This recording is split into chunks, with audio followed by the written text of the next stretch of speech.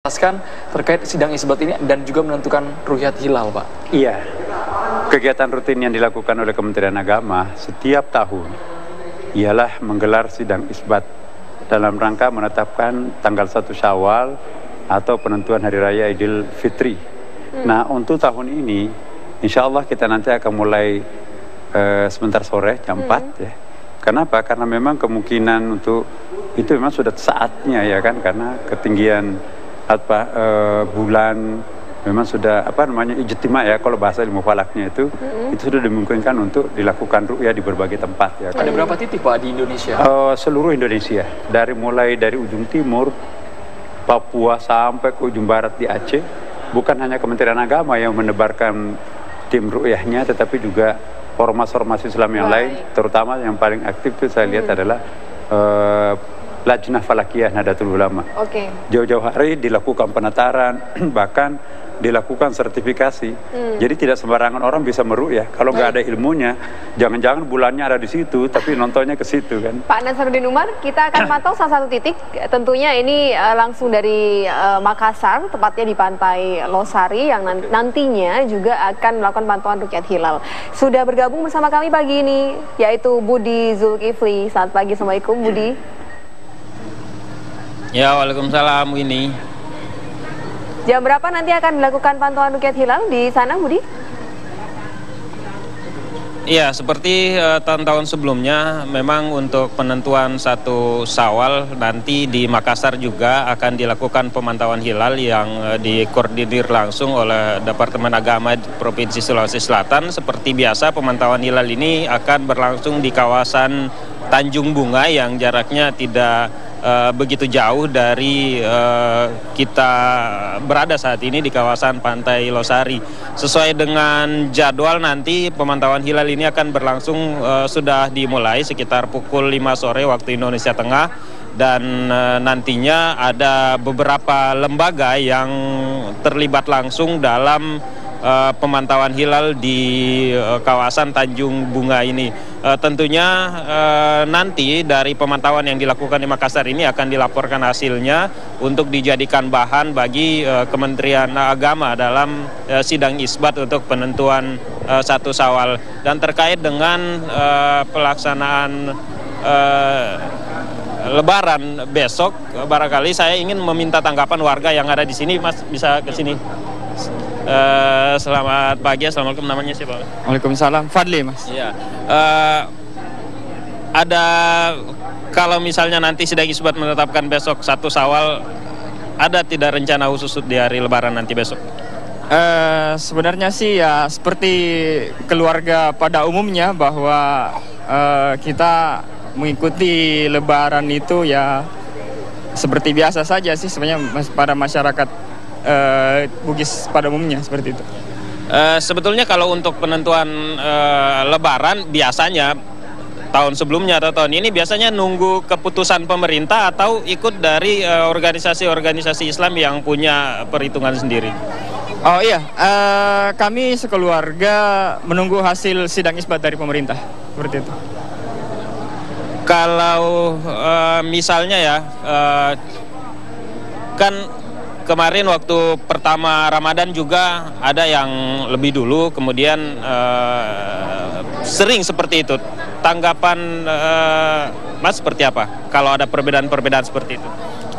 Kalau menurut saya itu sih hal yang biasa ya, maksudnya kan kita punya kepercayaan masing-masing. Cuma kalau saya pribadi ya saya ikut sama pemerintah. Tetap ikut pemerintah ya, tapi menurut Mas perlu tidak kalau misalnya itu sebaiknya disamakan saja supaya kebersamaan seluruh umat Islam di Indonesia? Iya, kalau menurut saya itu sangat kita perlukan. Sebenarnya kan ya kita satu wilayah begitu kan, masa sih ada perbedaan Lebaran begitu kan? Ya Mas, pertanyaan terakhir, ini udah mudik?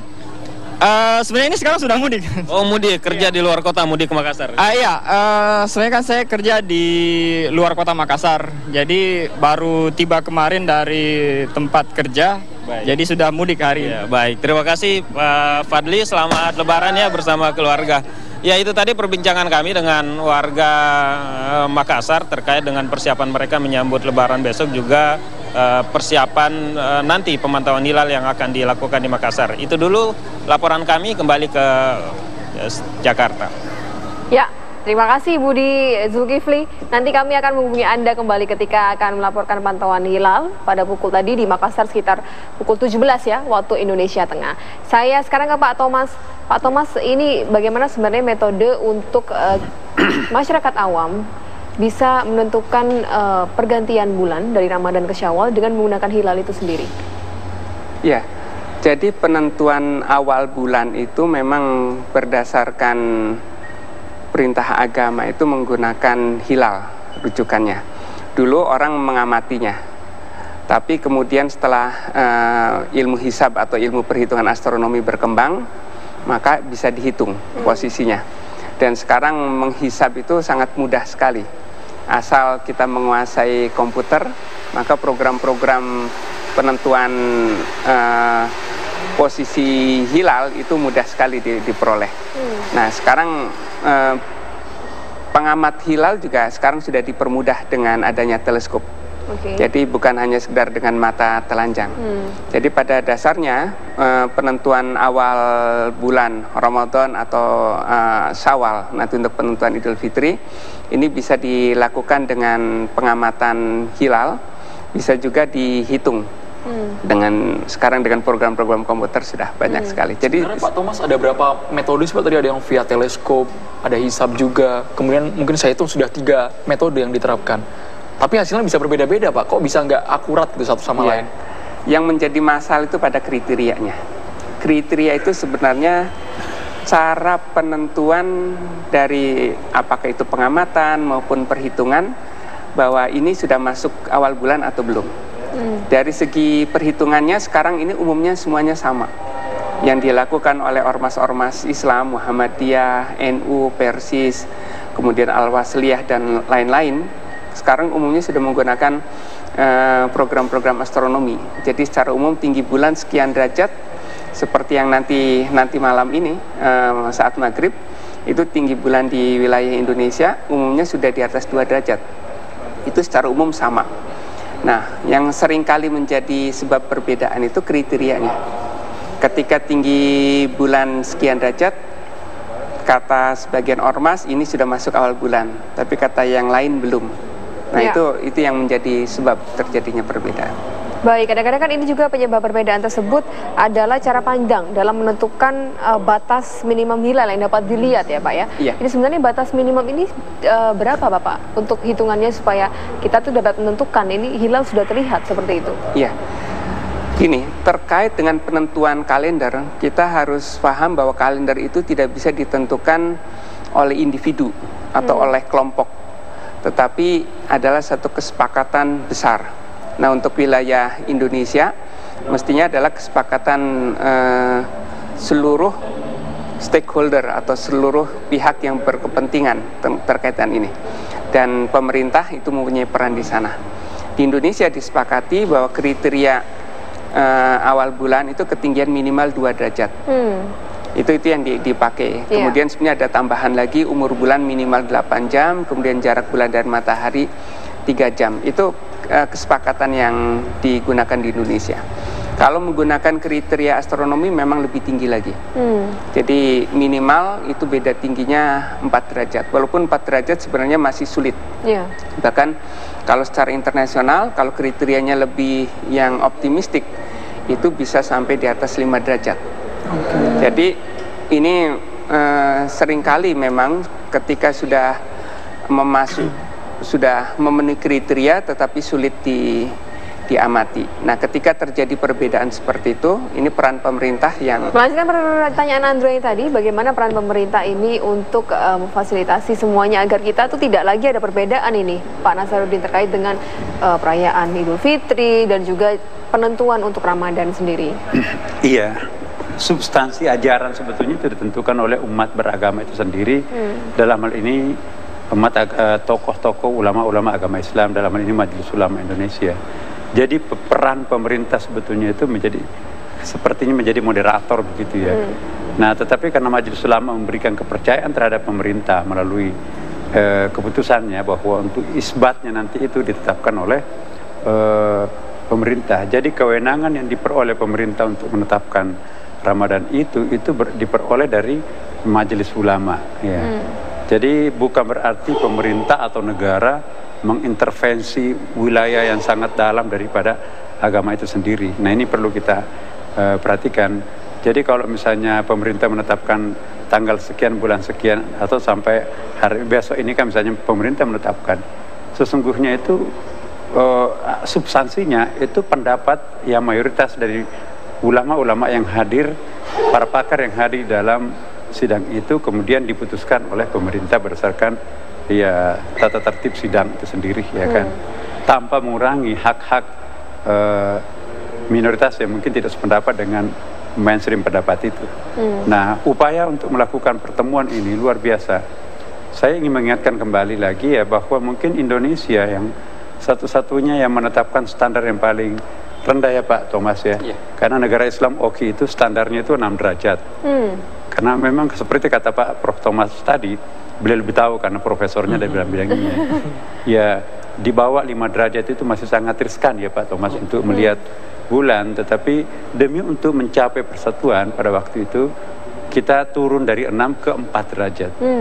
Nah, tapi sekarang malah 2 bahkan ya, 0 derajat pun bisa dipastikan permintaan untuk kelompok ormas di dalam masyarakat kita menghendaki supaya kriterianya itu diturunkan sedikit lagi, karena kan canggih alat-alat telepon dan sebagainya. Alasannya Pak? Maka turunlah 2 derajat ya.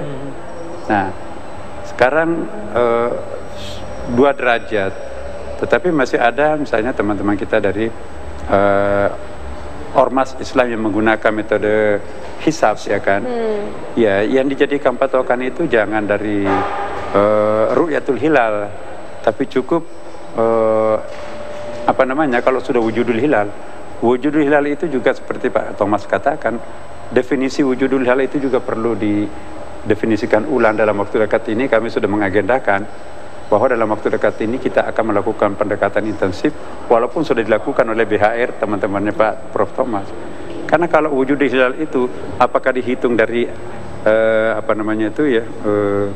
garis bawahnya atau garis tengahnya bulan itu, atau uppernya di atasnya itu kan. Nah, itu kan sama-sama wujud. Kalau wujud seperti bola di atas papan itu wujud sempurna kan. Tapi kalau nongol sedikit, nah itu juga bisa dikategorikan wujud. Nah, 0,1 pun itu sudah bisa dianggap wujudul hilal oleh sekelompok ormas kita. Nah, itu kita tidak bisa persalahkan karena kaidah yang mereka gunakan adalah metode seperti itu. Nah, dalam masyarakat Indonesia yang demokratis seperti ini, kita harus memberikan hak kepada baik mayoritas maupun minoritas. Namun himbauan kita seperti tadi harapan dari para masyarakat kita lah, ingin menambahkan konsep kita itu sama-sama lebaran, sama-sama puasa, nanti ada jangan lagi berpisah. Nah, ideanya seperti itu, tapi ini juga kita tidak bisa memaksakan selaku pemerintah, karena dampaknya begini. Kalau kita paksakan mereka, kamu harus lebaran pada hari, misalnya hari Selasa, ya kan? Nah, bagi keyakinan dia, puasa kami sudah 30 hari. Nah, kalau kami kalau kami dipaksa puasa pada hari haram berpuasa, karena keyakinannya adalah sudah Idul Fitri hari ini, itu kan sepertinya dipaksa untuk melakukan sesuatu yang haram menurut keyakinan dia. Nah, jadi yang paling penting di sini adalah kelapangan dada kita, sambil kita berusaha juga dari pihak pemerintah bagaimana mempertemukan kedua kutub yang sesungguhnya bisa dipertemukan ini. Tinggal kita menentukan apa yang dimaksud hilal, kemudian apa yang dimaksud imkan ru'yah, dan apa yang dimaksud dengan wujudul hilal. Tapi begini Pak Nasaruddin Umar, terbuka lebar tidak kemungkinan untuk penyamaan kriteria? Iya. Supaya kita juga sama-sama ini bersamaan melakukan ibadah puasa, sama-sama juga melakukan perayaan Idul Fitri. Sebetulnya sudah kita lakukan setiap tahun. Saya selaku ketua PHR pada periode yang lalu ya, dan Pak Thomas selalu menjadi anggota setia kami, dan seluruh pakar-pakar kita melibatkan teman-teman astronomi dari ITB, kemudian juga laboratorium Posya dan juga Angkatan Laut ya, semua komponen masyarakat dan institusi yang punya keahlian tentang ilmu falak itu kita libatkan di dalam sidang isbat itu demi untuk mencapai kesepakatan itu. Tetapi masih memang kita sulit untuk sepakat kalau satu yang menggunakan pendekatan ru'yah, yang lainnya melakukan pendekatan hisab. Hisab itu kan berdasarkan perhitungan-perhitungan. Tetapi kalau yang aliran ru'yah berdasarkan penglihatan, karena mereka juga berpegang kepada sebuah hadis. Jadi bukan persoalan hitungan di situ. Yeah. Nah, jadi katakanlah teman-teman kita NU, hisab itu digunakan sebagai konfirmasi. Informasi itu adalah melihat bulan. Tapi sebaliknya teman-teman kita dari Muhammadiyah melihat bulan itu konfirmasi, tapi informasinya adalah perhitungan. Jadi apakah konfirmasi atau informasi? Jadi hisab itu dijadikan informasi oleh Muhammadiyah, sedangkan teman-teman kita dari NU menjadikannya sebagai konfirmasi. Sebaliknya, melihat bulan itu adalah informasi dan hisab itu konfirmasi, dan Muhammadiyah melihat bulan itu adalah konfirmasi, menghitung itu adalah yang informasi. Kok bisa pandangannya berbeda-beda? Pak Thomas, saya mau ke Pak Thomas terkait dengan antara ormas yang juga memiliki banyak jamaah, Pak. Ya. Agar hitungan metode mereka itu bisa disamakan. Menurut Pak Thomas, apakah mereka juga memiliki dasar lewat hadis masing-masing? Iya. Jadi inti pokoknya sebenarnya sekarang mengarah pada kalender. Karena dalam kehidupan modern, kalender itu menjadi penentu dalam menentukan sesuatu, termasuk merencanakan ke masa depan. Nah, yang sekarang diupayakan itu agar kalender yang berdasarkan perhitungan itu cocok dengan pengamatan yang memang bagi sebagian kalangan itu mendasarkan tadi dianggap sebagai informasi awal. Jadi ru'yatnya itu diambil. Nah, untuk menyamakan antara ru'yat atau pengamatan dengan kalender yang hasil perhitungan itu, kriterianya ini harus disesuaikan menjadi kriteria yang mengarah pada ketampakan hilal atau visibilitas hilal. Dalam bahasa fikihnya disebut imkan ru'yat atau kemungkinan bisa di ru'yat. Nah, sekarang yang sedang diupayakan ke sana.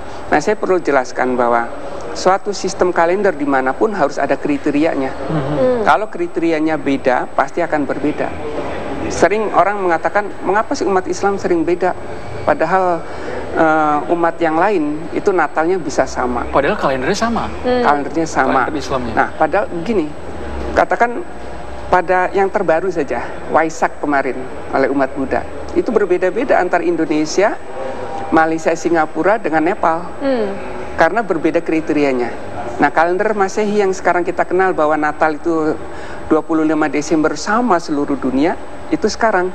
Dulu sampai tahun 1792 berbeda juga. Natal di Inggris dengan Natal di Roma bedanya 12 hari, bukan hanya 1-2 hari, bedanya 12 hari. Karena di Inggris masih menggunakan kriteria Julius, di Roma menggunakan kriteria Gregorius. Tapi akhirnya kemudian bisa dipersatukan. Nah, di Indonesia juga sama. Sekarang ada ormas yang menggunakan kriteria wujudul hilal. Ada yang menggunakan kriteria imkan ru'yat 2 derajat. Nah, ini bisa dipersamakan kalau nanti itu sesuai dengan keputusan waktu sidang isbat awal Ramadan yang lalu, bahwa majelis ulama pun mendukung kita harus melakukan definisi dan penentuan kriteria ulang. Dikaji bersama secara astronominya seperti apa, secara dalil fikihnya seperti apa. Kalau kita sudah bisa mendapatkan satu kriteria, insya Allah kita akan seragam mengawali Ramadan, melaksanakan Hari Raya Idul Fitri dan Idul Adha. Dan sebenarnya kita sudah punya pengalaman. Ketika jadwal sholat itu kriterianya sudah sama, sekarang orang tidak lagi perlu bertanya ini jadwal sholatnya ormas siapa. Semuanya sama, subuh, zuhur, asar, maghrib, isya, dengar adzan. Nah, ini sekarang kriterianya itu umumnya dibuat oleh Kementerian Agama. Jangan-jangan beda sejam lagi, Pak, ya, antara zuhur sama. Nah, itu menunjukkan kalau kriterianya sudah sama seperti jadwal sholat, itu kita tidak perlu bertanya lagi ini versi siapa. Sebenarnya kalau dari pandangan masyarakat kita bingung, Pak. Kita mau ikut pemerintah atau mau ikut ormas Islam yang menyatakan bahwa Idul Fitri tanggal sekian, seperti itu. Jadi kriteria yang menurut siapa? Kadang-kadang ingin sesuai dengan keputusan pemerintah. Oke, kalau mengikuti keputusan pemerintah baik. Kalau misalkan memang tidak yakin, ya itu urusannya pemerintah. Kadang-kadang ini seperti ini, Pak Nasaruddin Umar. Tanggapan Anda? Ya, jadi saya kira kalau ada wisdom, apa namanya tuh, kearifan, ya yang di Indonesia ini yang berat itu sebetulnya. Iya. Yang berat di Indonesia itu bukan mempertemukan yang berbeda, tapi membiasakan diri untuk hidup berbeda pendapat. Itu kan beda ya. Nah, saya kira untuk kasus penentuan awal Syawal ini, yang paling penting ini adalah bagaimana supaya masyarakat kita itu paham betul bahwa di dalam penentuan hukum itu ada beberapa metode istinbat, metode penentuan hukum. Ada metode yang menggunakan tadi teksnya ayat itu sumu liru'yatihi, berpuasalah kalian pada saat melihat bulan, ya kan? Dan wa'aftiru juga, bukalah pada saat melihat bulan. Nah, tapi kata-kata ru'yah itu ada yang memaknainya secara maknawi, ada yang memaknainya simbolik ya, ada yang secara tekstual. Misalnya jumhur ulama, bahkan mungkin juga mayoritas dunia Islam ya kan, memaknai hadis itu berpuasalah kalian pada saat melihat bulan. Maka itu OKI juga, Organisasi Konferensi Islam itu juga menggunakan kriteria yang seperti ini. Jadi bulan, maka itu Saudi Arabia dan Mesir, saya masih ingat itu tahun 1980 di Mesir dan tahun 92 di Saudi, itu puasa mereka itu 28. Raja mengumumkan besok kita harus Idul Fitri, kami minta supaya kalian masyarakat mengganti puasanya di luar Ramadan. Mesir juga pernah melakukan, terjadi hal yang sama, karena tiba-tiba dia melihat bulan dan itu disumpah. Akhirnya puasa masyarakat itu 28, kan kurang satu kan. Maka itu raja dan presiden, Raja Saudi dan presiden Mesir meminta kepada masyarakatnya untuk mengganti di hari lain. Karena kalau sudah bulan terlihat, tidak boleh lagi kita berpuasa, haram. Jangan-jangan sekarang udah bulan terlihat nih Pak? Enggak, belum ya Pak? Itu harapan kamu. Pak Thomas, dengan perbedaan kalender tadi Pak Thomas, apakah ke depan ada peluang antara ormas dan pemerintah ini bisa satu ide, satu pendapat bahwa penentuan Ramadan dan Syawal bisa berbarengan? Iya, jadi prinsip dasar yang harus difahami bahwa terkait dengan kalender, terkait dengan penentuan awal bulan, itu sebenarnya ada 3 syarat yang perlu difahami. Kalender manapun, itu kalau 3 syarat ini belum terpenuhi, itu kalender tersebut belum stabil. Selalu terjadi perbedaan. 3 syarat itu harus ada otoritas. Kedua, harus ada kriteria. Ketiga, harus ada batas wilayah. Semuanya pemerintah sudah ada semua. Nah, ini semuanya harus disepakati. Nah, di Indonesia 2 syarat pertama itu sudah ada. Pertama, ada otoritas. Kementerian Agama itu atau Menteri Agama itu mewakili pemerintah, itu adalah otoritas. Yang dari segi fatwa Majelis Ulama pun disebutkan seperti itu, bahwa penentuan awal Ramadan, Syawal dan Dzulhijjah itu otoritas pemerintah yang menentukan. Nah, kemudian kriteria. Kriteria ini belum sepakat, tapi batas wilayah sudah. Tinggal satu lagi masalah kriteria ini kita harus berupaya seperti itu. Nah, apakah mungkin dalam waktu dekat kita bisa seragam? Kita dengan kriteria yang berbeda, satu wujudul hilal, satu imkanur ru'yat 2 derajat. Dalam waktu dekat kita mengalami 2 kali perbedaan lagi. Penentuan Idul Adha mendatang ini, 1435. Dipastikan ya Pak ya? Sudah bisa dihitung, jadi kemungkinan bisa. Beda kemudian, lagi dong ya. Kemudian Idul Adha tahun depan. Setelah itu, 8 tahun kita akan mengalami keseragaman karena posisi bulan aman, tidak menimbulkan perbedaan karena perbedaan kriteria itu. Dan kalau kriteria ini belum juga disepakati, kita baru lagi akan berbeda tahun 2022 untuk awal Ramadannya. Untuk Idul Fitri dan Idul Adhanya baru tahun 2023. Tetapi saya optimis bahwa kesamaan tentang kriteria itu bisa dicapai. Mungkin Pak Thomas Pak bisa memberikan penjelasan kepada masyarakat ya, bahwa ada faktor yang sangat substansial, sangat penting. Sebetulnya ini menjadi faktor penyebab perbedaan itu, yaitu umur atau derajat bulan pada setiap tahun tidak selamanya sama kan. Nah, seandainya kalau seperti tahun 8 tahun akan datang, aman-aman itu kalau 4 derajat ke atas itu insya Allah aman. Persoalannya karena tidak semua awal Ramadan itu ketinggiannya sama, karena kayak kemarin 1 Ramadan ya kan, itu kurang dari 2 derajat, bahkan ada yang kalender yang menghitung itu hanya 0,1 1 derajat gitu ya. Tapi bagaimanapun juga walaupun sekecil apa, itu 0,1 itu sudah wujud menurut kriteria. Iya. Nah, Jadi ini memang Pak Thomas bagus sekali gagasannya, dan ini yang kita akan tindak lanjuti. Otoritas pemerintah sudah ada kan? Iya. Kompak antara Kementerian Agama dan Majelis Ulama dan Ormas. Kemudian juga yang tinggal berbeda ini adalah kriterianya. Saya bangga kemarin Pak Din Syamsuddin, alhamdulillah selaku ketua MUI ya, menggantikan almarhum Kiai Al Mahfud, bisa hadir di sidang isbat kita dan memberikan satu statement. Ya, saya kira sangat positif ya, sangat segar bahwa kita sudah saatnya merumuskan kembali apa yang dimaksud dengan wujudul hilal.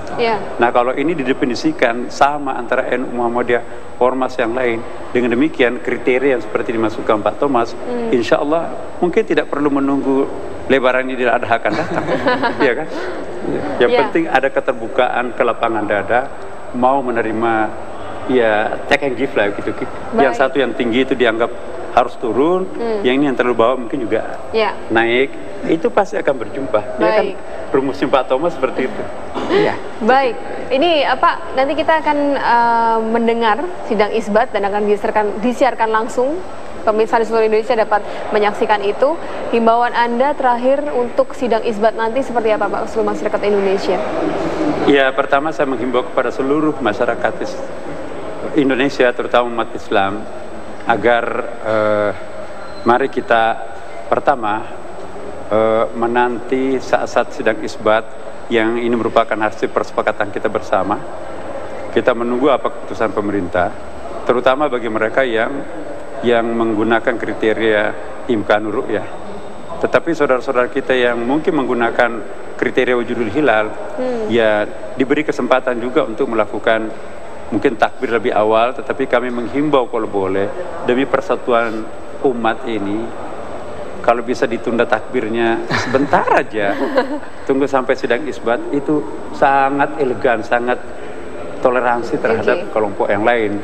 Dan yang terakhir saya himbau, kalaupun terjadi perbedaan-perbedaan di masa akan datang berdasarkan mazhab, itu bukan perbedaan usuliyah, bukan yang prinsip, tapi itu adalah khilafiyah, persoalan yang sangat tidak substansial.